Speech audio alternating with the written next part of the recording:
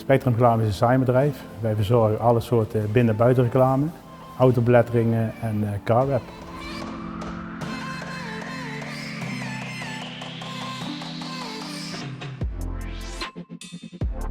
Onze core business ligt eigenlijk meer in de autobelettering en carwrapping.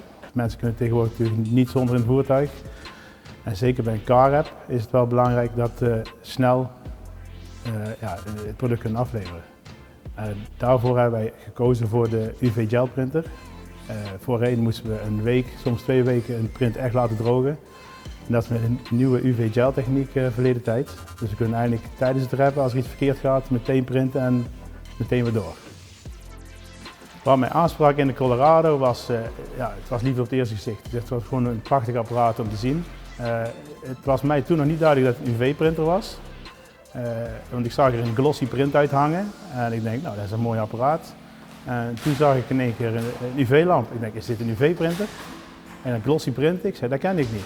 En toen was het bij mij toch van, oh, dat biedt mij wel heel veel mogelijkheden. Snelheid, de droogtijd, de kleurvastheid. En ook de maatvastheid. Om een voorbeeld te geven, als ik een trailer moet plakken, dan heb je allemaal banen naast elkaar. En die moet natuurlijk sluitend geplakt worden. En dat gaat bij de UV gel printer, die is zo maatvast, is daar geen enkel probleem.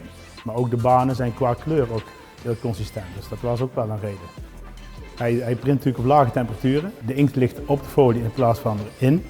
Dus je merkt wel met het plakken dat de lijmlaag zijn volledige kwaliteiten behoudt. Voor de carwrap gebruiken wij natuurlijk een gegoten folie, want je moet hem kunnen stretchen, goed in kunnen veulen, in diepe geulen. En daarvoor hebben wij gekozen voor de 3M, de I280. Dat is uitermate geschikt voor deze soort technieken. Nou gebruiken wij natuurlijk de kleine Colorado voornamelijk nog voor het carwrappen. Alleen we zullen in de toekomst ook meer denken aan spandoeken, stickers, posters, vlaggen. Dat kan er allemaal op. Misschien uitbreiden met de vlag bij het snijplotter, zodat wij ons productgamma nog breder kunnen maken.